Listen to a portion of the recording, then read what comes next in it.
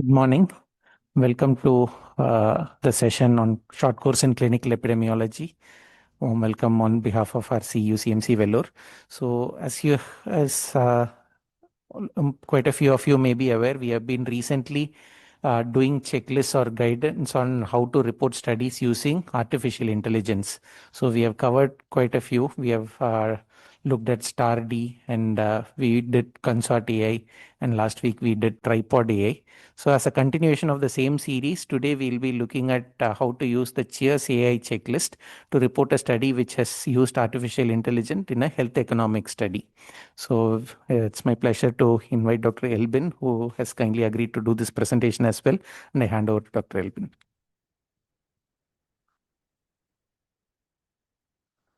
Good morning, everyone. So, like Sir had mentioned, we had already covered StarD AI, Tripod AI, and Consort AI in the previous weeks. So today I'll be talking about Cheers AI, which is a checklist which is used when studies evaluate the health economics of an AI-based intervention. So this is the original Cheers 2022 checklist which had come in. So this Cheers 22 checklist mainly deals with when there is a health economic intervention, how to report, what are the guidelines for reporting a normal health economics intervention.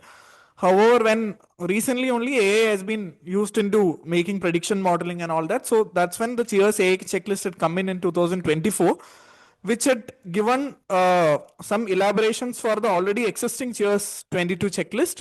And there are also several extra AI reporting guidelines which they've added. So these are the extra AI reporting guidelines or things they've added, which includes user autonomy, measurement of the AI effect, measurement of the AI learning over time, development and validation of the AI health benefit, population differences, modeling of the AI, impact of AI certainty, and regarding implementation of AI. So, I'll be going through these checklists in detail as I go on through the presentation. So, going on to a case scenario. So, you are a senior public health physician working within the Indian public health system. And recent national cancer registry data shows that steady increase in lung cancer related mortality. So, concerned about the growing health economic burden, the health minister asked you to evaluate whether introducing a lung cancer screening program would be a cost-effective use of limited public health resources. So, to answer this question, so I had gone through the current Indian studies or whatever researches are going on in the Indian setting. So, there are several steps which are taken recently in the Indian setting where we have the government of Karnataka signing an MOU with AstraZeneca to use an AI-based lung cancer screening, and even government of Goa also is trying to expand their AI-powered lung cancer screening, and there are also some other studies for early screening of lung cancer modeling which has been developing in India. But none of this actually discuss about the cost effective analysis of a AI-based intervention. So I've looked at a Spanish study which has been done, which had looked at the cost effectiveness of machine learning risk prediction model, which they have named as lung flag in the selection of high risk individuals for non-small cell lung cancer screening in Spain. So this is published in 2025. So I'll be talking about this study in detail. So generally based on the data source for the cost effective analysis, you can do two types of evaluation. One is if you have already done a randomized control trial, you can, based on the results of the randomized control trial, you can do a health economics evaluation, a cost effective evaluation. So that will be based on the study settings and study data and all that, which is called as a trial based economic evaluation. So another way which you can do is based on the already existing data in a country, using that data as the inputs, you can actually model a study which is called as a decision analytical modeling study. So this study is a decision analytical modeling study where they've actually not done an RCT, however, they've taken data from various existing sources and then they've tried to do a modeling based on this. And this is that kind of a cost effective analysis study. So going on to the checklist, the first question deals with the title, identifying whether the study identifies as an economic evaluation and specify the intervention which has been compared. So that states that whether the AI intervention has been incorporated into the title or not. So the title says cost effectiveness of the machine learning risk prediction model, lung flag. So they talk about the machine learning risk prediction model, and it is also done as a cost effective analysis, which is also been reported in the title. Now, the second question is whether the abstract gives a structured summary of the context, key methods, results, and analysis which has been used, and what is the purpose of the AI intervention used. So, they have given a detailed abstract which includes objective, methodology, and what are the results of the study. And they have mentioned this lung flag was used as for cost effectiveness for implementation in the Spanish setting for identification of individuals at high risk for non-small cell lung cancer. And they've also specified that the AA model was actually a combination model of a decision tree with Markov model, which they've used for this lung flag screening technique. Next, going on to the background and the objectives, whether they have given the context for the study and the study question and its practical relevance for decision making in the practice. So the context they have mentioned is lung cancer has been leading to increased mortality, and then the current guidelines in the Spanish population is basically they don't screen anyone with lung cancer. So the US Preventive Task Force guidelines, based on that guidelines, actually they suggest to screen everyone in the 50 to 80 years of age group to see whether they have got lung cancer or not, which is not actually financially feasible, and also it would lead to overdiagnosis and unnecessary exposure to radiation. So that is their context of doing this study in the Spanish population. And the aim also they had mentioned, which is the cost effectiveness of implementing this lung flag risk prediction model in Spain for identification of individuals at risk for enrollment in the cancer screening program. So they wanted to identify people who are actually at high risk, and only those patients would undergo screening based on their screening guidelines rather than screening the whole at-risk population. Regarding the methods, the next question is based on the health economic analysis plan. So whether they had a separate health economic analysis plan. So the cost-effective analysis was performed using a global pharmacoeconomic model. So this is actually given in the article like this, which was adapted to the Spanish setting. So the modeling used a combination of short-term decision tree and a long-term Markov model to assess the cost effectiveness. So what this means is, so basically a decision tree is something which is generally used in the modeling for a health cost-effective analysis modeling to look at the short-term effects of a particular treatment or particular health effect. So there is a decision node which is there, and there are also something called as chance nodes. So based on that, you can actually try and probably model and find out what would happen in an acute setting.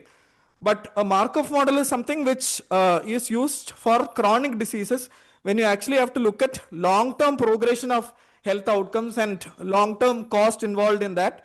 So there you actually consider different states of a person.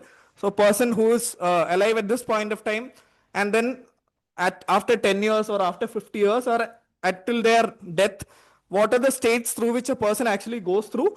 And then from each state to a different state, there will be different durations which will be there. And there's also different transitional probabilities which they generally use. And based on this, they form a cycle sort of a modeling. So in this study, they've actually used both of these kind of modeling to form this health cost-effective analysis. They use decision tree as well as a Markov modeling which they've used. So what they've done is they had one population which was one was the non-screening strategy which they had used, which is the current situation in Spain. The other one was screening the entire target population, meeting the US Preventive Task Force criteria, which was compared, and that was the second one. And third one was using lung flag. They would again find out who are at high risk of having a lung cancer, and then only those patients actually underwent low-dose CT screening. Now the study population, whether they've described characteristics of the study population, the age range, demographics, socioeconomic or clinical characteristics. So they've mentioned in the article that the target population was defined as those individuals meeting the 2013 US Preventive Screening Task Force criteria. So this criteria was applied in the Spain. So the 2013 guidelines says the eligible adults are adults 55 to 80 years who have a 30-year smoking history and currently smoke or have quit in the past 15 years. So this is the US criteria, and there's an updated 2021 guideline also for that. However, they've used a 2013 criteria. And applying that to the Spanish population, they got total target population as 38,35,128 people as the target population for screening. Now describe the interventions or strategies being compared and why chosen. So these are the strategies which I had already mentioned. One was a lung flag guided screening. Other one was screening based on the USPSTF criteria, and no screening in Spain, which was currently the standard of care. And so the AI things includes what is the AI technique which they've used and what is the intended purpose of the AI intervention. So the version of the AI they have not actually mentioned in this study. They mentioned that it is a lung flag which was used. However, in a previous study where it was actually developed, they have mentioned that it's a modified XGBoost model, which is one of the AI technique of developing a model actually, which is also called as a medial early sign model. So this is the version of the AI which they've actually used. And what was its expected benefit over the standard of care? So current standard of care in the Spanish setting was no screening. So it mentioned that this would be better while screening these patients so that they can have a better health outcomes in future. And intended users, even though they have not explicitly mentioned, this study was done in the context of a Spanish national health system. So this is Spanish population is what they have probably thought as the intended users for this study. Now regarding the user autonomy. So yeah.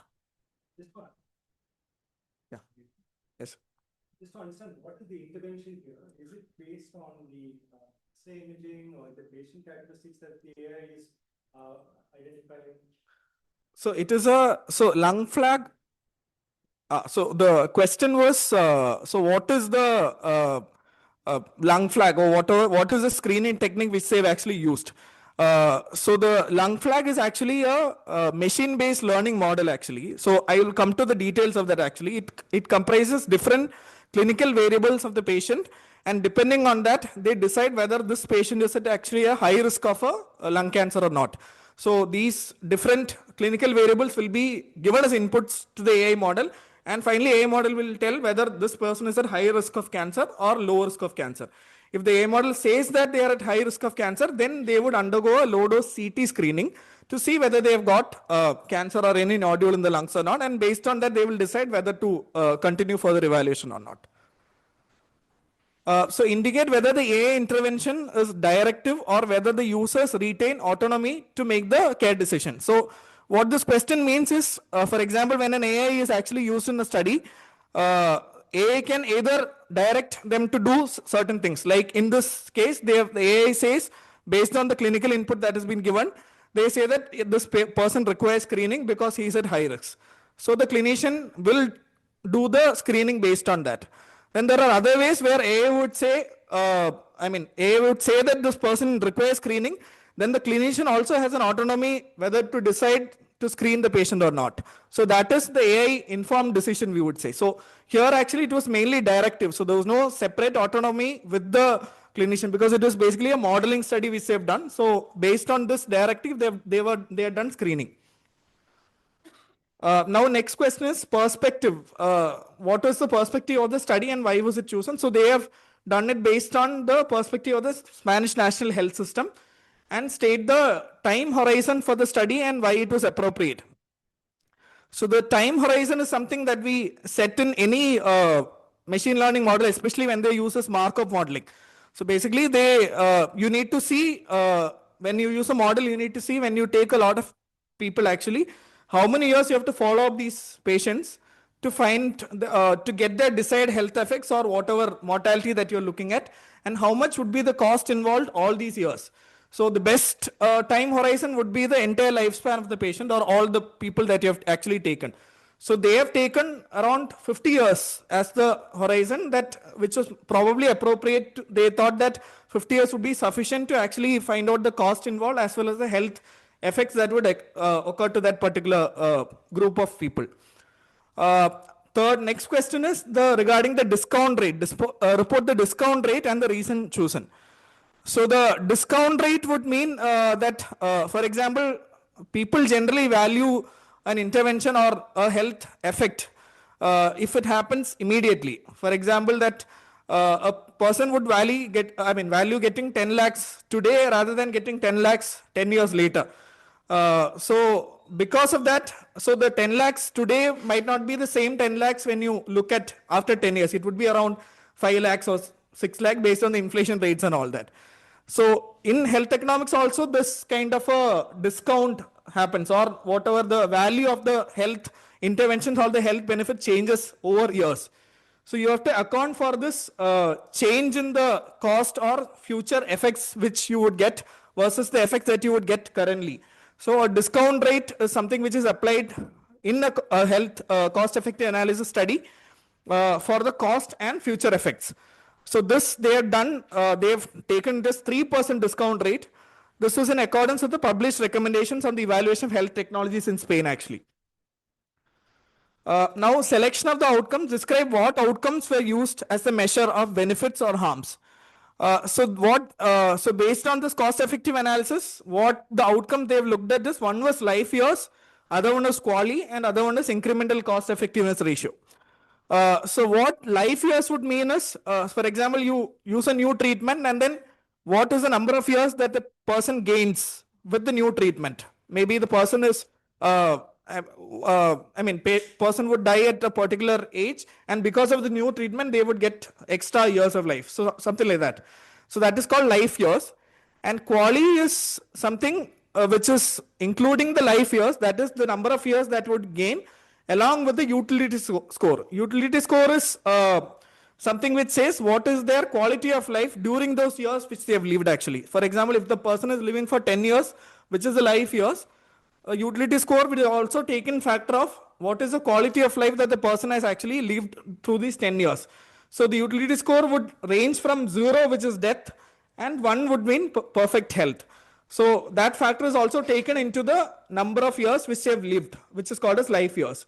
So based on a conventional treatment, as you can see in the picture, that a person would live till here, and based on the new treatment, the person would live till there. And the difference of that would give you, whatever the area under the curve would give you the QALYs which they've gained, or quality adjusted life years. And then the next thing is the incremental cost effectiveness ratio. So ICER would mean that, for example, you have a new treatment or an intervention, which is compared to a standard intervention. And then you also look at the effectiveness of the new intervention and the standard intervention. And this is a ratio of that. A delta of the cost versus the divided by the delta of the effectiveness, which would give you the incremental cost effectiveness ratio. And then you plot a incremental cost effectiveness plane, which is on the right lower side of the slide. So in this, the cost is actually plotted on the y-axis, and then the effect is actually plotted on the x-axis. And based on that, the best, and then there is also one line which is a diagonal line which is going, which is called as a willingness to pay threshold. For example, for a new treatment, if somebody suggests you a new treatment, how much cost are you going to pay for the new treatment to get a increased quality of life or years which you have gained? So for every country, this would be different. This would depend on sort of a bidding effect that people use. That people would ask you that, okay, for example, for you to live the next 5 years, would you invest 10 lakhs rupees? Then the cost would go up again. Then they would ask you if you would invest 50 lakhs rupees or 1 crore rupees.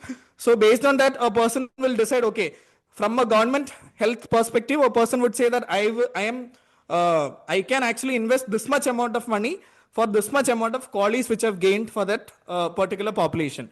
So that is what which should say as willingness to pay threshold. So it will be different for different countries actually. So based on this plotting graph, the best quadrant is the lowermost right quadrant, which is the new treatment is actually more effective, and the new treatment is also less costly, which is the best quadrant. And then the left upper quadrant is the worst quadrant, which is actually the treatment is more costly and treatment is also less effective, which you don't want. So you want it somewhere in this quadrant, and also based on that willingness to pay threshold of that country, you can actually consider whatever under that line to be a best treatment which can be used. So they have actually done these analysis in this study. So now measurement of outcomes, describe how outcomes used to capture benefit and harms are actually measured. So in the description, they say that for model-based analysis, describe any assumptions were used to inform the potential benefit and harms of the AI intervention, any analysis assumptions or any supporting evidence which they've used. So like I've said in the beginning that this is a decision analytical modeling study. So whatever the inputs which is given for this modeling is based on already existing data which is available in the Spanish database. So based on what is the unit cost, what is the current mortality rates, what is the current, how many percentage of people with early lung cancer, if they screen, would have a good outcome. So all those data is actually already there in the Spanish database. So they have actually taken these data from various sources actually, and it is validated by a panel of experts further as to whether that data can be used in this study. So their sensitivity and specificity of lung flag was actually taken from a US study, not from a Spanish study. And this rate of diagnosed and undiagnosed cancer patients also was taken from already published literature. And they've also done certain assumptions when they had actually used this modeling. So one was they have actually assumed the mortality rate for undiagnosed cancer patients and patients with no cancer was similar to general population. This is one of the assumptions they've made while modeling actually. And they've also done an assumption as lung flag implementation costs, they had actually taken a 0, which is actually not 0 actually, because they were not able to calculate how much cost would require to implement this lung flag, but they had taken a 0 in this study. And utility score. So utility score also for undiagnosed patients, undiagnosed cancer patients and no cancer patients, they have taken as the same utility score, which is also not right, because undiagnosed cancer patients utility score might be lesser, but they have actually assumed this to be equal in the study. And what are the other sources which they've taken? So age and gender adjusted mortality for general population, they've taken from Spanish life tables. Overall survival for various stages of cancer, they take from Spanish literature.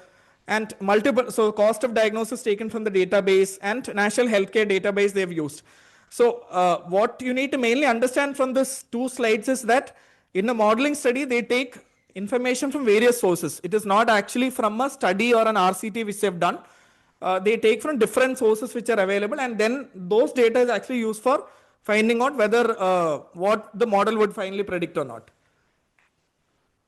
Next question is whether measurement of AI over time has been explained. So like I had mentioned in all the previous weeks, every AI system has got a particular system, and then based on that, when you feed data into that, it actually learns based on the data, and then it keeps on updating itself. So this has to be actually mentioned in the article that the AI, what is the method of learning in the AI system which they've used. So here they have actually not mentioned the details regarding this learning of the AI intervention over time. They have not reported in the article. Now next is regarding development of the AI component and validation. So how was it developed and how was it validated, whether that data is available or not. So this AI lung flag was actually developed. So this is what I was talking about. They had developed this based on 834 clinical parameters through a machine learning process. That's how they would actually develop the AI. But this is not actually developed in Spain. It was developed in a US setting, and it is also validated in a US setting, and it is also validated in several other Taiwan, Denmark, and all that. But this is not actually validated in the Spanish population. There are no studies which are actually validating this lung flag in the Spanish population. And even these validation studies done in the other countries also does not include Spanish people. So they have just taken this lung flag which has already been validated somewhere else, and they have taken and used it in the Spanish population to see whether it actually works there or not. Now regarding the health benefit. So what are describe how the AI intervention could directly or indirectly provide a health benefit. So what they had intended the use of this lung flag was to have an early identification of high risk individuals through a screening technique, so that they can do low dose CT only for those patients.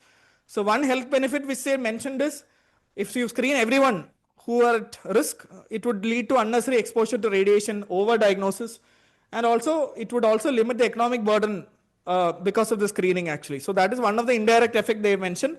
Other direct effect which they mentioned is, it would also lead to a decreased mortality in patients with, if you screen lung cancer patients early, they would have better treatment early, and they would have a better health outcomes. So better health outcomes which generally mean better lifespan, overall survived years, or mortality actually.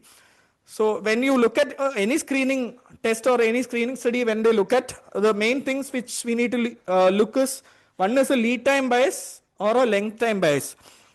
So lead time is basically for any, for example, for a cancer, generally a person after having the cancer is expected to live for 10 years. So imagine that you do a screening test and you detect the cancer early, but even after you do the treatment for that, person is still living for 10 years. But you have screened the disease at an earlier stage, it would indirectly convey that they are actually living for more years after the diagnosis of cancer. Maybe actually the cancer would have been diagnosed at 8 years and then the person would live for 2 years. So there's not actually a extra years that the person has lived because of the screening test. That is called as lead time bias. So, or other thing is the length time bias. So based on the screening, sometimes you would not detect an aggressive cancer, but you would detect a cancer which is actually very slowly growing. So in a slowly growing cancer, you detect it, and then you say that these patients are actually living for a long time. But actual patients who have an aggressive cancer actually dies off. So it is kind of a bias which comes that they say that because of the screening, the person is actually living longer with cancer. So which is also another bias.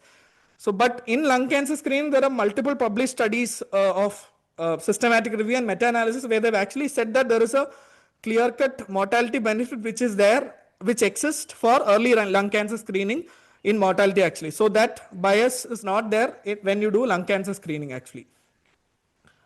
So now regarding the population differences, the question what it deals with is whether the current study is different from the training set or the data set, validation set.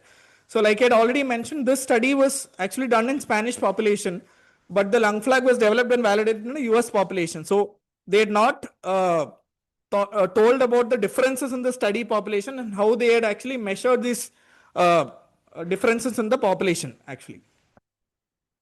Next is valuation of the outcomes. Describe the population and methods used to measure and value outcomes. So the population was Spanish population with no prior diagnosis of lung cancer. And health outcome they have looked at is life years and QALY, and also looked at incremental cost effectiveness ratio also. Next question is measurement and valuation of resources and cost. So this would mean what is the purchase cost of this AI intervention, and also what is the implementation and maintenance cost of this AI. So this is very important in this kind of a machine learning model, because you would want to know what is the cost to purchase, as well as while implementing what are the extra things that you need to take into consideration. So they have taken the cost of the AI intervention, which is a lung flag. They mentioned that annual license fee and installation fee will be there, and it is expected that 17 licenses would be required for Spain, and the total annual cost would come up to 60,000 euros. But they'd actually assumed here that the information needed to run the lung flag, which is to implement the lung flag, is already available in the existing patient record, which is not actually right. They'd assumed this here, and the implementation cost they have not actually taken here actually. That they've also mentioned in their limitations as well. So now the currency, price, date, and conversion. Report the dates of the estimated resource quantities and unit cost, plus the currency and year of conversion. So this would mean, like I said, that there are multiple inputs that you give to this machine learning model. And then for each input, you need to have a source also. So their main aim was to do a low-dose CT scan screening. So then you need to have the unit cost of each of things that would be there. So these are the unit costs which they would actually mentioned. For low-dose CT, they've taken us 111 euros. For primary care visit, for emergency visit, for CT scan with contrast, for PET CT, bronchoscopy. So these are all things that would be required in a person's life when they've already diagnosed with cancer, or when they need to undergo a screening for lung cancer. So these are the unit costs which have taken. So these unit costs are expressed in euros, and this is actually taken from the 2023 data actually. So what is the unit cost in 2023? That is what they have taken in this modeling actually. So when you actually look at this 50 years of modeling, you should actually account for when the cost increases after 10 years, that also you need to account for. That is what they've looked at, that discount rate which I mentioned in the beginning, that so that is a 3% discount rate that they've taken. So when years go by, all these unit costs also will keep on changing. So that also has to be accounted for while they are using a machine learning model. Now next is the rationale and description of the model. So this I had already said that they have used a global pharmacoeconomic model. So this is for the cost-effective analysis. So machine learning model is something which they've used as the AI. This is the cost-effective analysis. They have used this global pharmacoeconomic model, which I've said that this short-term decision tree and the long-term Markov model, which they've used. And the AA component was actually this lung flag, which was incorporated as a risk stratification tool in the model.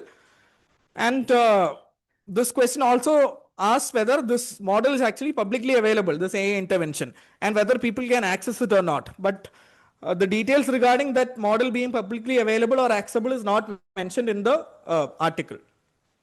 So this is the entire model diagram. So I had said that it includes a short-term decision tree, which is that initial part of this.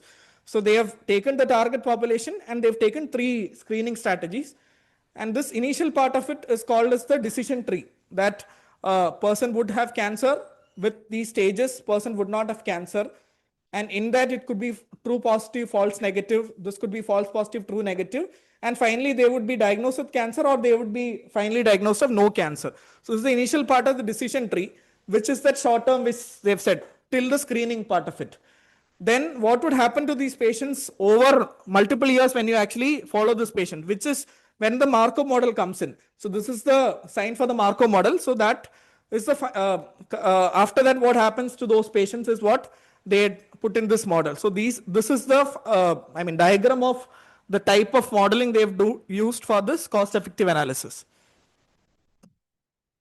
Now, analytics and assumptions describe any methods for analyzing or statistically transforming the data, or any extrapolation methods and approaches for validating any model which is used. So, what this would mean is, so basically, like I said, that you need to give the input data to the machine learning model, and whether there were any methods to statistically transform this data and then use it. So that was not mentioned in the article.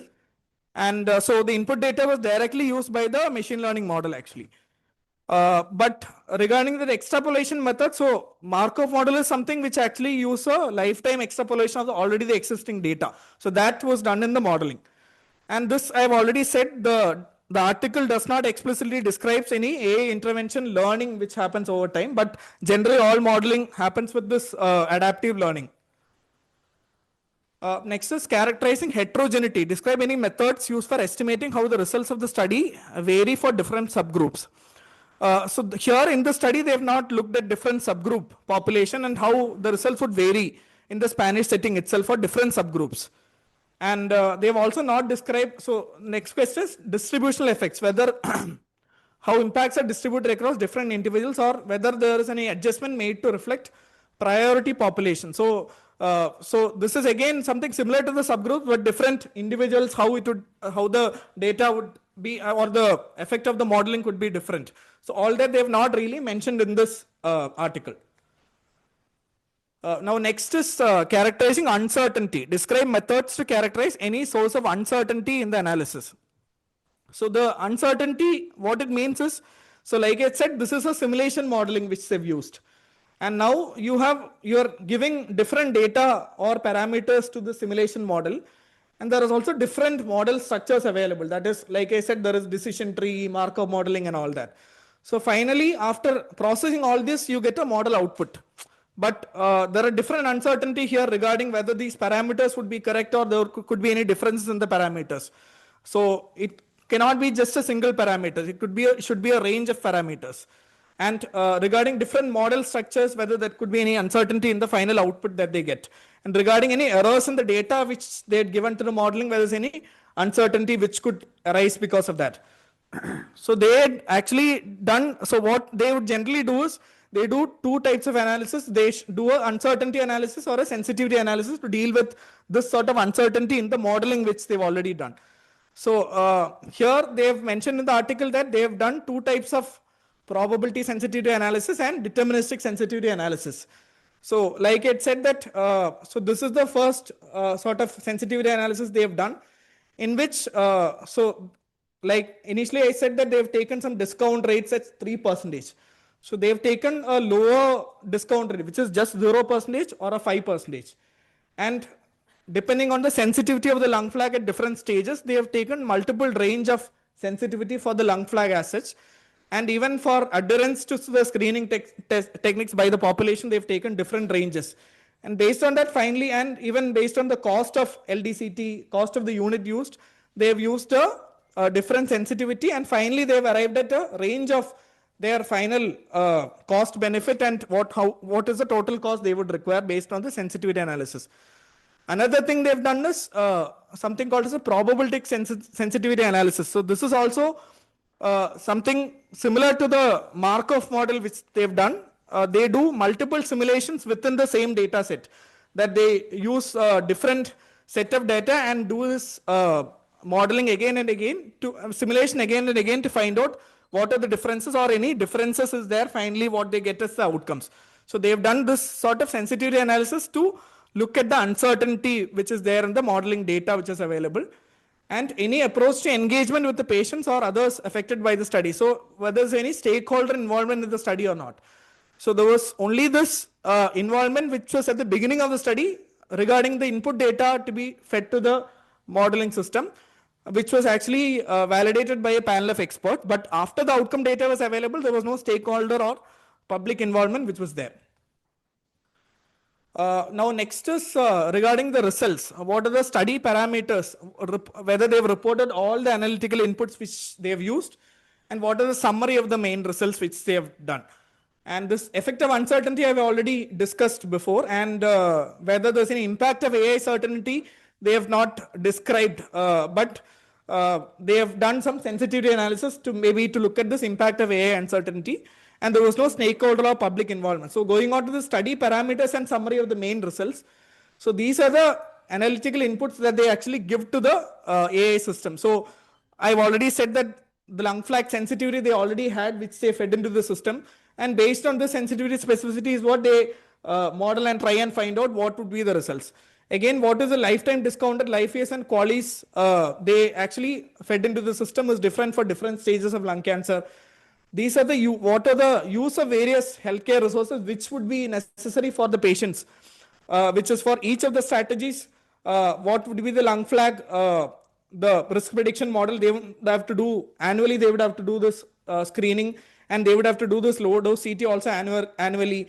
And after a clinical diagnosis of cancer, they would have to do a PET CT scan, specialized visit, biopsy, bronchoscopy, emergency visit, and then treatment. These are the whatever treatment they would require and all that. So this is what the analytical inputs that they've given to the model.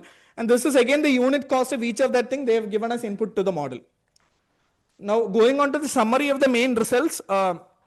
So these are the three strategies they've used, which is one is screening with lung flag, non-screening, and screening without a risk prediction model. So what they found out is that the total cost for the screening with lung flag was around 10,053 million euros.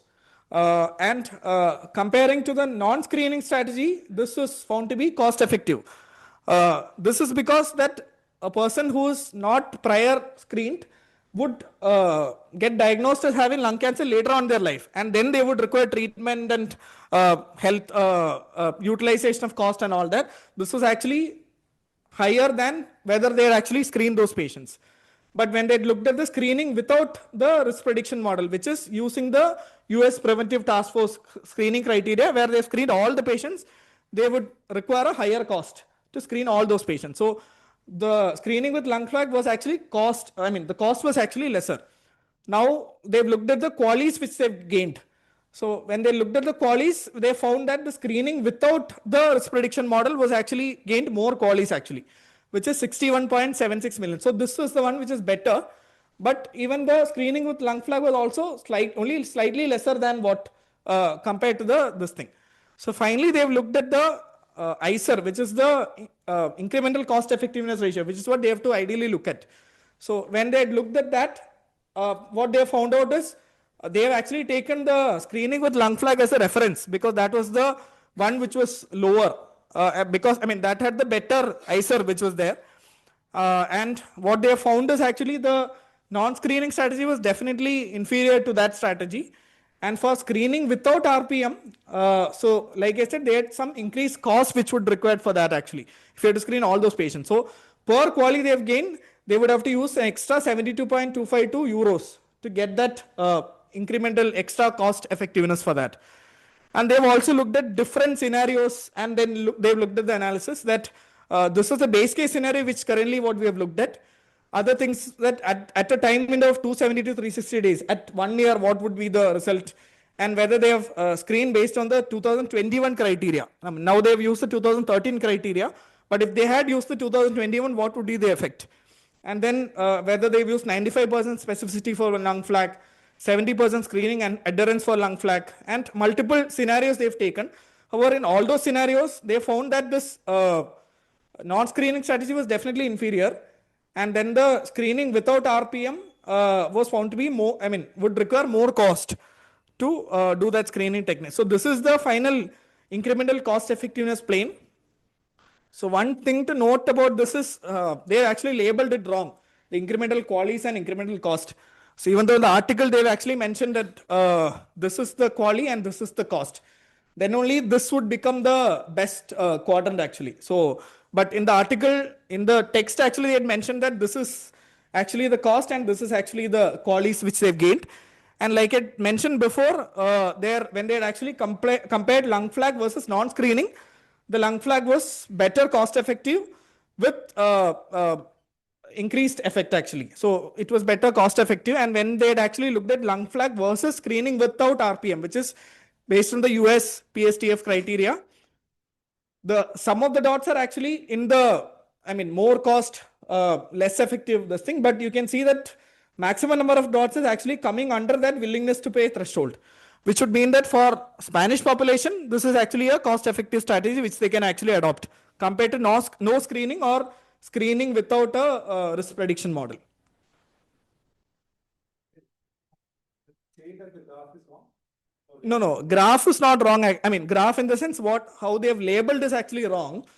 But finally, what the results that they've got is actually this is a cost-effective strategy only, finally. The black diamond in the center of the blue and Yeah. the black diamond in the Yeah. center. So that is the result of this ICER table Yes. without doing the PSA. So when you do it without the PSA, you come with a singular value, which demonstrates that the cost is lower, but you're also getting less qualities, which is what lung flag gives you. It's got a lower cost of 10 million, but it's also giving you a mildly lower qualities. Yes. But when you run the PSA, it gives you multiple outputs. Yeah. Which is why it distributes across multiple quadrants.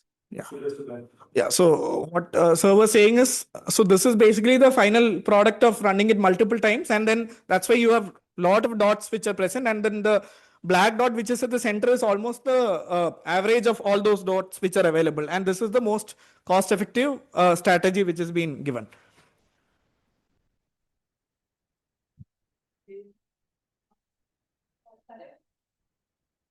No. This is, so when you say incremental cost, actually, this is decreased cost here, minus. This is increased cost. And when you say this is decreased effectiveness here. So this will be a.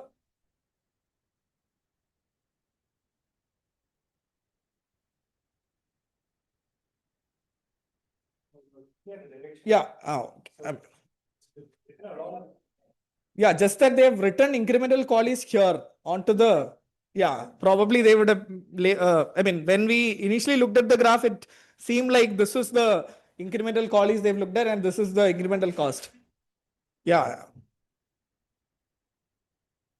Yeah, so finally they've gotten, finally what they've got as a result is this is a cost-effective strategy compared to the current screening guidelines, which is there in the Spanish population.